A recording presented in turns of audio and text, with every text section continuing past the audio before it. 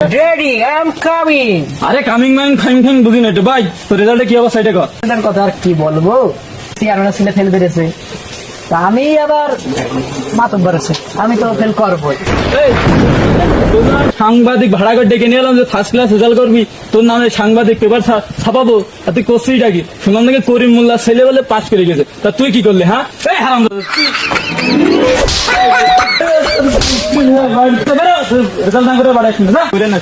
এটা কি কোনো কথা কিছু মনে করবো না? আমার কাজকর্ম হচ্ছে আমি এই জায়গায় আইছি যে আপনার ইন্টারভিউ নেব।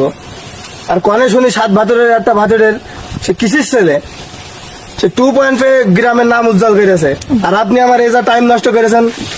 ওর বাড়ি আমার দেখানোর বাড়ি যাবো, আমি ওর ইন্টারভিউ নেব। কোন দিক সে বাড়ি? আচ্ছা চলে নয়, সামনে যে ডানি যে বাইজ উপরে আসেন, আমার আগে দিয়েছেন। আচ্ছা। হ্যালো ভাই। হ্যাঁ ভাই, আসসালামু আলাইকুম ভাই। ওয়ালাইকুম আসসালাম ভাই। শুনলাম আপনার ছেলে